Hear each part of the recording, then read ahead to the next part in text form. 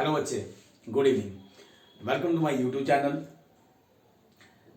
आज मैं बात करूंगा आपके साथ जो हमारे बाकी जो चैप्टर्स बचते हैं, जिनकी मैंने कल आपसे बात की थी। उनमें मैंने आपको ऑलमोस्ट जितने भी ऑब्जेक्टिव्स बनते हैं वहां से सारे के सारे बता दिए हुए हैं कि आप ये पढ़ लें। वहां से आपको 101% MCQ मिल जाएगा।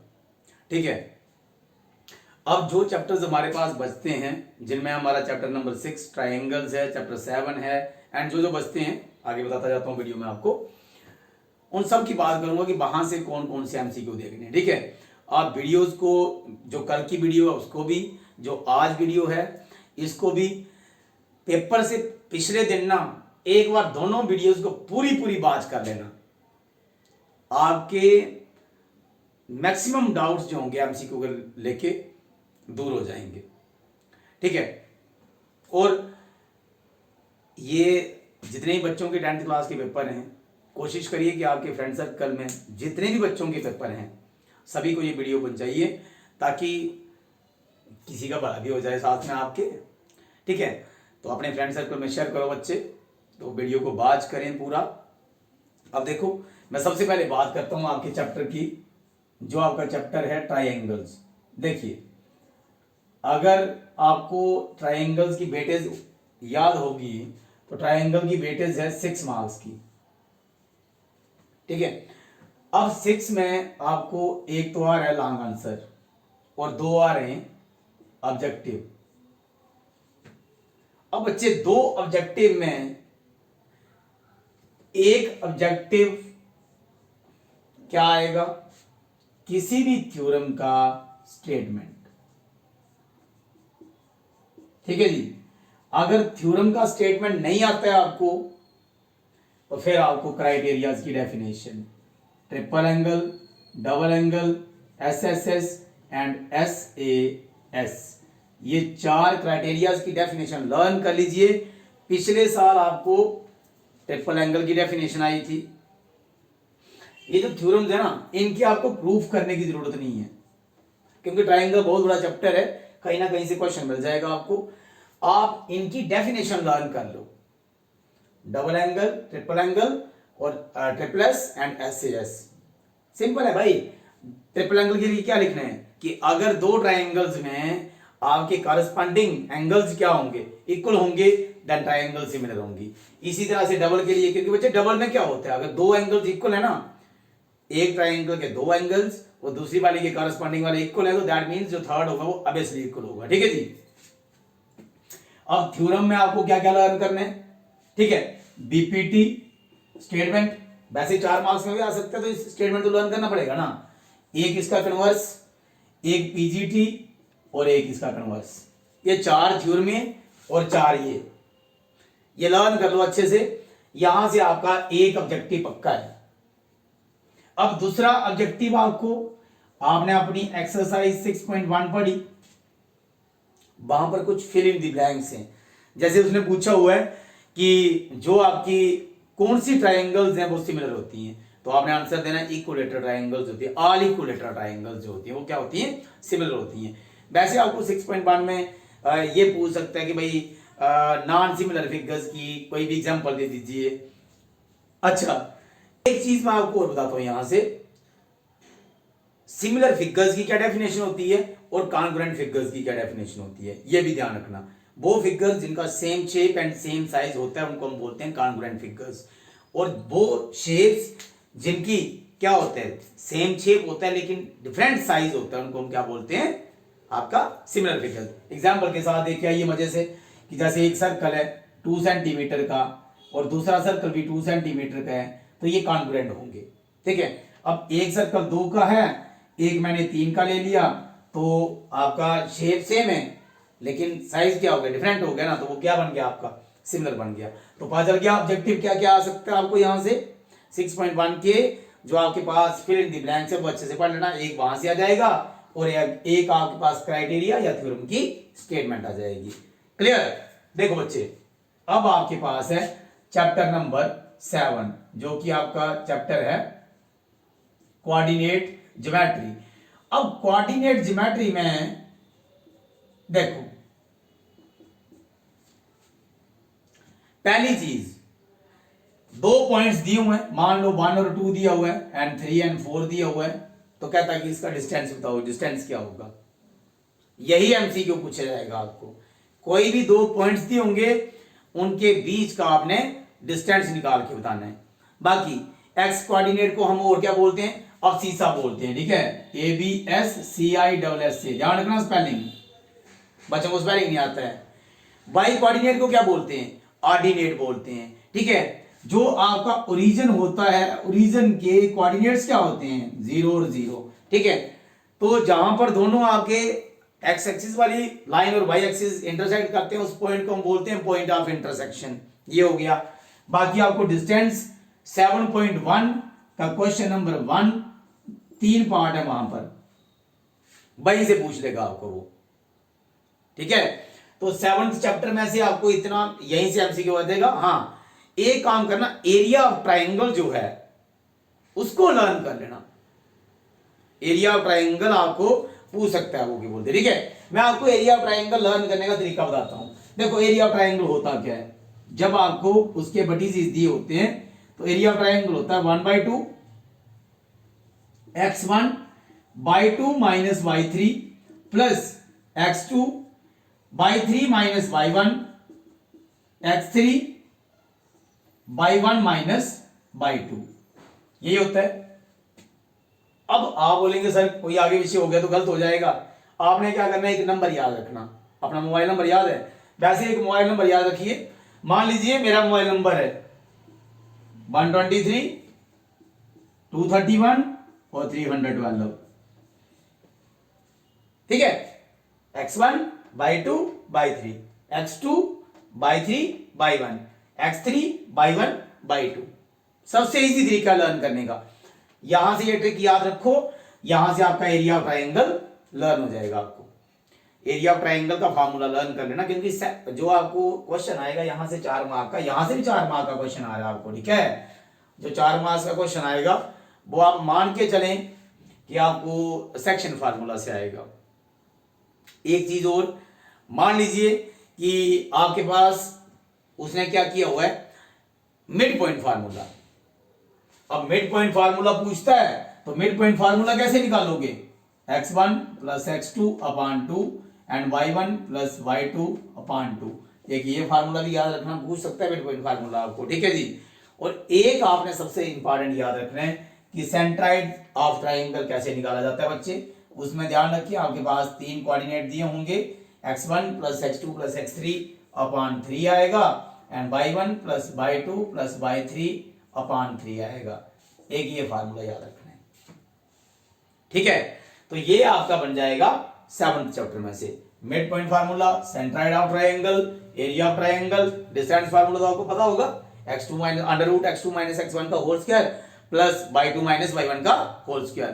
तो अगर वो डिस्टेंस निकालना नहीं पूछता ना आपको, तो सिंपली ऐसे ही पूछ सकता है। एक बात और ध्यान रखो कि मान लीजिए ए के कोऑर्डिनेट्स आपको दिए हुए हैं x और y, और बी के दिए हुए हैं 0 और 0, बोलता है इनके बीच का डिस्टेंस निकाल के बताओ। तो आपने 7.1 में क्वेश्चन नंबर 2 किया टाउन्स वाला, वो ये इसी तरह का क्वेश्चन है, ठीक है। तो ध्यान रखना, इसका जो फार्मूला बनेगा आपका वो बनेगा x² प्लस y², ठीक है। तो ये आपको एमसीक्यू में पूछ सकता है, वेरी सिंपल सा क्वेश्चन है। तो एक तो ये क्वेश्चन हो गया आपका, और ये आपका हो गया 7th चैप्टर में से। अब देखो बच्चे, अब हम बात करते हैं आपके जो चैप्टर नंबर 8 है, दैट इज योर ट्रिग्नोमेट्री। पहली बात जो इंट्रोडक्शन है, एप्लीकेशन का मैंने कल का बता दिया हुआ है कि एप्लीकेशन में से आपको क्या क्या एमसीक्यू या ऑब्जेक्टिव पूछ सकता है, ठीक है। जो इंट्रोडक्शन का पार्ट है 7 मार्क्स का टोटल है। अब 7 भी डिवाइड किया उन्होंने, एक 3 मार्क का, एक 2 मार्क का और 2 ऑब्जेक्टिव।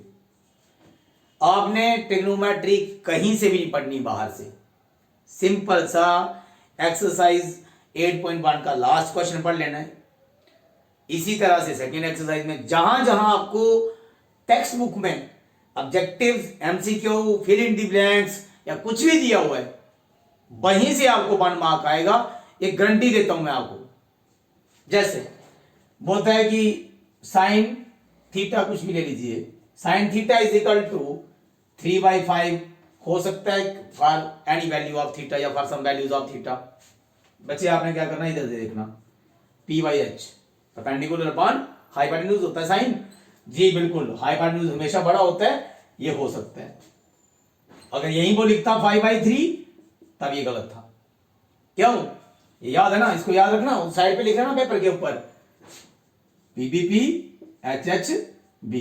ये बाकी ट्रिक, कौन सी ट्रिक के साथ आप लर्न करते हो वो मैं नहीं करता उसके साथ, आप सीधा याद रखिए perpendicular base, perpendicular hypotenuse, hypotenuse और बेस। ठीक है जी। तो ये P/H आपका साइन, B/H cos और P/B tan। उल्टा कर लो, कोसेक, सेक और काट। एक चीज, दूसरी चीज ये है बच्चे की ट्रिग्नोमेट्रिक रेशियोज का टेबल लर्न कर लीजिए। मैंने पहले भी आपको वीडियोस में, एक मैंने शॉर्ट्स डाला था, वहां पर सिखाई है मैंने आपको वीडियो, वो शॉर्ट्स आप बाज कर सकते हैं फिर से अगर नहीं पता है आपको। मैंने आपको सिखाया था कि ट्रिग्नोमेट्रिक रेशियोज की वैल्यूज निकाली कैसे जाती हैं। ये आप पेपर के एंड पेज पे पहले ही बना लेना चाहते हैं, क्योंकि वहां से आपको पक्का क्वेश्चन पूछेगा। ऐसा भी हो सकता है कि जैसे आपको उसने बोल दिया कि भाई साइन 60 की वैल्यू कितनी होती है, ये बताइए, the value of sine 60 is dash. ठीक है। बाकी अब जैसे जो आपकी सेकेंड एक्सरसाइज है वहां पर कुछ ट्रू फॉल्स है, अब आपको ट्रू फॉल्स भी आने एक दो। जैसे उसने बोला कि अगर साइन थीटा में अगर थीटा इंक्रीज करे, मान लीजिए, तो क्या साइन थीटा की वैल्यू इंक्रीज करेगी? अब आपने कैसे याद रखना, ट्रू या फॉल्स है। आपने सबसे छोटी वैल्यू लेनी, साइन 0 क्या होता है 0, और साइन 90 इज इक्वल टू 1, 0 से 1 जा रही है वैल्यू, यस सर इंक्रीज कर रही है, तो ट्रू है आपका। ठीक है। इसी तरह से cos के लिए, cos 0 कितना होता है 1, और cos 90 कितना होता है 0, डिक्रीज कर रही है। तो अगर वो पूछता है कि cos थीटा की वैल्यू इंक्रीज करती है एज थीटा इंक्रीजेस, आपने बोला नो, गलत है। जब cos थीटा में वैल्यू क्या करती है, थीटा की वैल्यू इंक्रीज करेगी, तो जो टी रेशियो की वैल्यू वो क्या करेगी, डिक्रीज करेगी। क्लियर हो गया इतना? इसके बाद आपको एक उसने पूछा हुआ था, आपकी टेक्स्ट बुक में दिया हुआ है कि भाई 9 sec square a minus 9 tan square a किसके बराबर होता है। ये भी आपको आ सकता है, वेरी सिंपल, कुछ नहीं करना आपने, sec square a minus tan square a common ले लेना, यहां से 9 कॉमन ले लिया, ये बच गया आपके पास। अब ये किसके बराबर होता है 1 के बराबर, तो 9 into 1 is equal to 9 answer आ जाएगा। बदला एक और उसने पूछा था कि भाई बताइए sine twice of A is equal to 2 sine A कब होगा। बच्चे ध्यान रखना, ये ट्वाइस ऑफ ए मतलब एंगल का डबल करना है, और यहां पर 2 साइन ए का मतलब पहले साइन ए की वैल्यू डाली फिर उसको 2 से मल्टीप्लाई करना। ये तभी बराबर होंगे जब आपका ए 0 के बराबर होगा। डाल के देख लीजिए, यहां पे 0 को अलावा कोई भी वैल्यू आप डालेंगे ये कभी भी इक्वल नहीं आएगा। समझाया आपको? तो ये यहां से एमसीक्यू हो गए। मैंने आपको ट्रिग्नोमेट्री बोला, एक बार सिर्फ अपनी बुक देख लो खोल के, उसके जितने भी वहां पर ट्रू फॉल्स हैं या उसने फिल इन द ब्लैंक्स में पूछा हुआ है, एमसीक्यू में पूछा हुआ है, एक बार सारे के सारे वो देख लो, वहीं से आपका क्वेश्चन डन हो जाएगा। ठीक है। और आपके पास ये जो दोनों एमसीक्यू है वहीं से आएंगे दोनों। हाँ, एक टी रेशियोज का टेबल लर्न कर लेना, और दूसरा 3 identities, sine square theta plus cos square theta is equal to 1 होता है, sec square theta minus tan square theta is equal to 1 होता है। ध्यान रखना, पहले सेक है या टैन है, पहले सेक का आता है, sec minus tan is equal to 1। ठीक है। इसी तरह से cosec square theta minus cot square theta is equal to 1 होता है। ये आइडेंटिटीज होगी, ट्रिग्नोमेट्री में से आपको यहीं से पूछ लेगा। ठीक है जी। और ट्रिग्नोमेट्री का जो फादर है वो कौन है, वैसे पूछता नहीं है आपको फादर वगैरह, वो आपको इतने लेवल में नहीं जाता है, वैसे फिर भी आपको बता देता हूं कि जो हिपार्चियस है वो फादर ऑफ ट्रिग्नोमेट्री है। ठीक है। और दूसरी बात ये है बच्चे कि ट्रिग्नोमेट्री हमेशा किसके साथ डील करती है, जो आपकी राइट ट्रायंगल्स होती है उनके साथ डील करती है। क्लियर हुआ? और ट्रिग्नोमेट्री आपको बताती क्या है, ट्रिग्नोमेट्री आपको साइड्स, ट्रायंगल की साइड्स और एंगल्स के बीच का रिलेशन बताती है।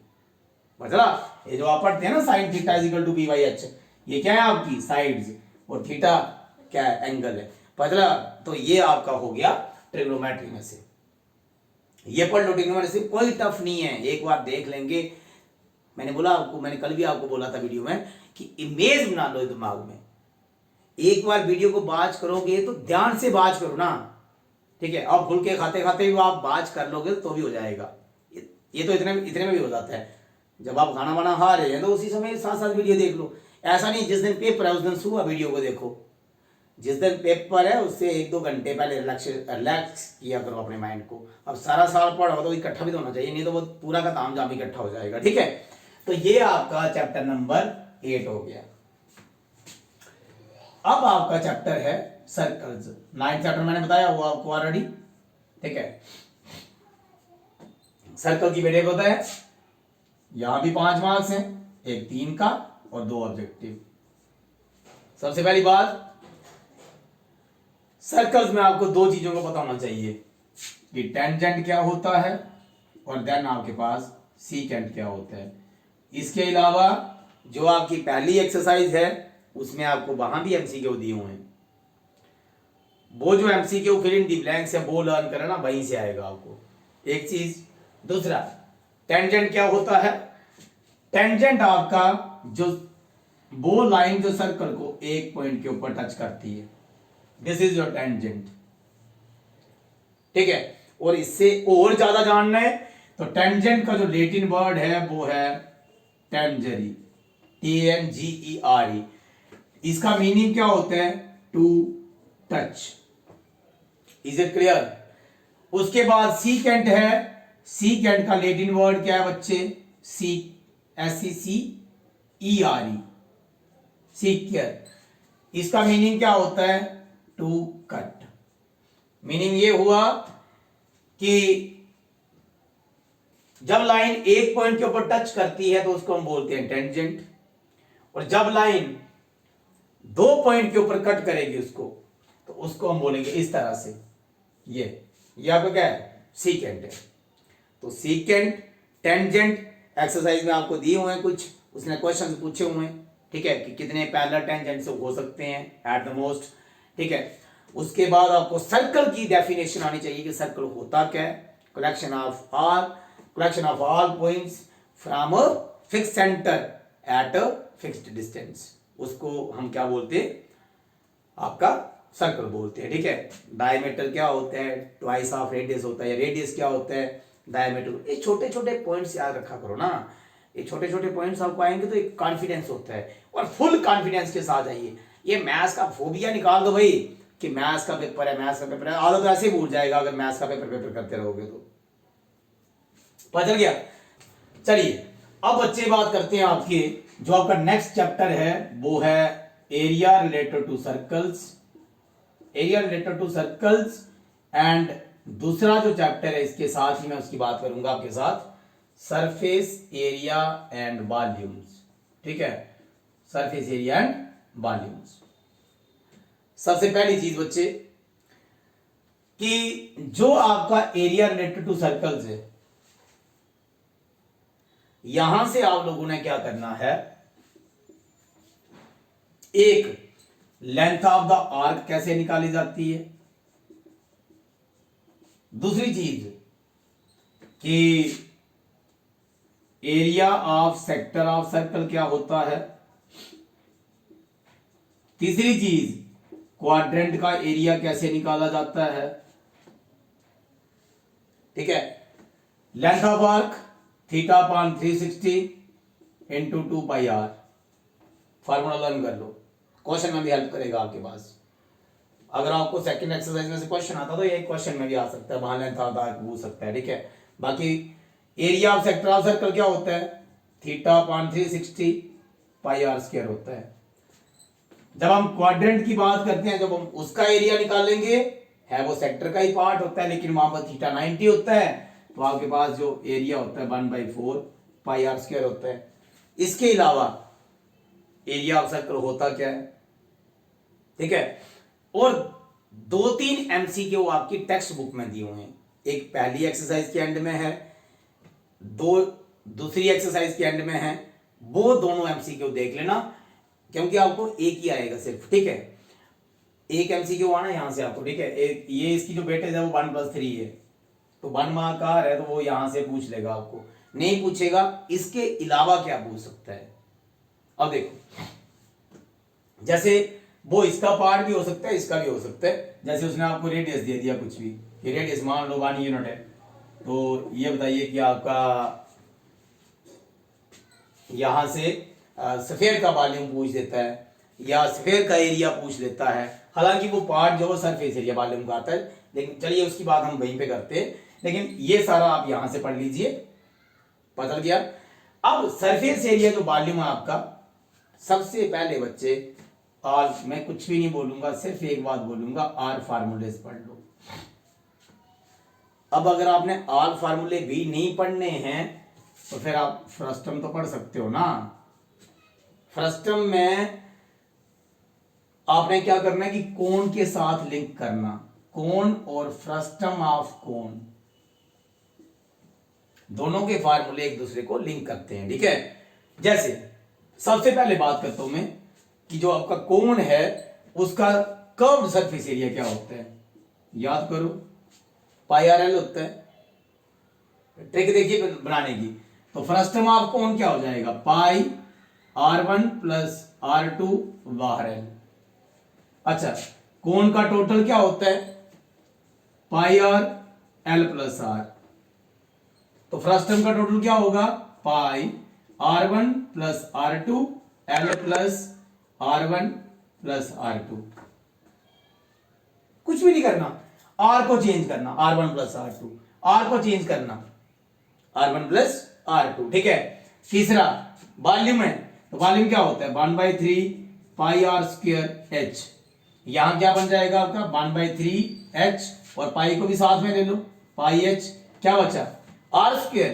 तो आर स्क्वायर क्या होता है बच्चे, R1 प्लस R2 का स्क्वायर। याद रखना यहां पर एक एक्सेप्शन है आपकी, वो क्या है, जब आप इसको ओपन करेंगे ना, तो ये ओपन होके आपका आएगा 1/3 पाई एच R1 का स्क्वायर R2 का स्क्वायर प्लस, यहां 2 नहीं आता बच्चे, जब आप इसका प्रूफ करोगे तो वहां से आपको ये चीज समझ आएगी कि यहां 2 क्यों नहीं आता है, तो आप यहां से याद रखिए।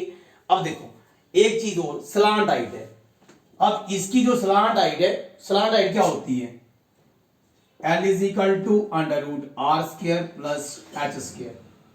आपने क्या करना, जब फ्रस्टम की लिखोगे L is equal to R2 minus R1 का होल स्क्वायर और प्लस एच स्क्वायर। वो देख लेना कि आप R1 या R2 किसको ले रहे हो। अगर आपका R1 ग्रेटर है तो फिर क्या हो जाएगा, R1 माइनस R2। अगर R2 ग्रेटर है तो R2 माइनस R1 हो जाएगा, ठीक है। ये देखो कोण के आते हैं, कोण के तो 9 से पढ़ के आ रहे हो ना, तो फर्स्ट के यहां से लर्न हो गए। और 1 MCQ जो आपका सरफेस एरिया एंड वॉल्यूम्स का है, वो आपको 101% जहां तक मुझे लगता है, चलो 99.99% ले लेते हैं, ठीक है, वो फ्रस्टम का फार्मूला आएगा। बाकी सिलेंडर का लर्न कर लो, curve surface area 2 pi R H, total 2 pi R H plus R, ठीक है। Then volume pi R square H होता है। कोण का मैंने आपको बता दिया।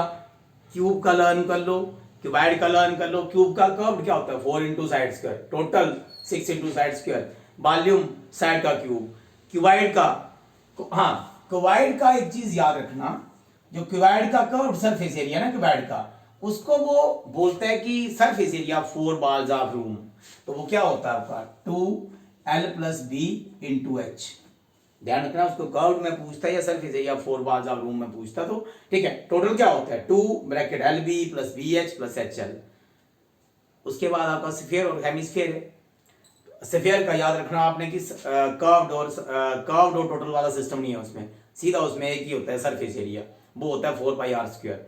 और वॉल्यूम क्या होता है 4/3 पाई आर क्यूब। अब हेमिस्फीयर में कर्व्ड होता है, हेमिस्फीयर में कर्व्ड होता है 2 पाई आर स्क्वायर, टोटल होता है 3 पाई आर स्क्वायर, और वॉल्यूम होता है 2/3 पाई आर क्यूब। तो ये आपके कौन से चैप्टर से आ गया, सरफेस एरिया वॉल्यूम से।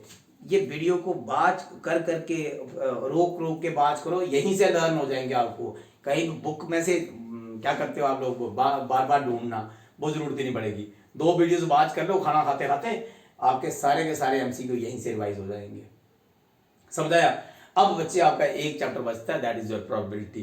प्रोबेबिलिटी में एक बच्चा कमेंट सेक्शन में बोल रहा था कि सर उसमें संडे और मंडे वाला कंसेप्ट समझा दो कि अगर डेज में करनी हो प्रोबेबिलिटी। तो एक काम करूंगा, अभी आज 21 है, अभी आपका 25 को पेपर है, तो प्रोबेबिलिटी के मैं एमसीक्यू, साधारण प्रोबेबिलिटी में एमसीक्यू बनते भी ज्यादा है, तो साथ में वो संडे मंडे का कंसेप्ट आपको कल की वीडियो में समझा दूंगा। ठीक है, आज यहीं रखते हैं, वीडियो को वॉच करें एंड अपने फ्रेंड सर्कल वगैरह में भी शेयर करें वीडियो को। थैंक यू सो मच बच्चे and God bless you. And prepare करें, अच्छे से प्रिपेयर करिए, जहां डाउट आता है वहां पूछो और कोशिश करिए कि सबसे पहले जो आपके लॉन्ग आंसर्स हैं उनको प्रिपेयर कर लो, वो वाले चैप्टर्स पहले प्रिपेयर करिए। ठीक है, उसके बाद बाकी वाले चैप्टर प्रिपेयर करो। मैं उसके बाद आपको बात करूंगा आपके साथ कि किस तरह से हमें पेपर सॉल्व करना है मैथ का, ताकि आपका 3 आवर में पेपर भी पूरा हो जाए। लेकिन तब तक के लिए हम यही रखते हैं, आगे वाली वीडियोज में उसके बारे में बात करूंगा। ठीक है जी, थैंक यू बच्चे, टेक केयर।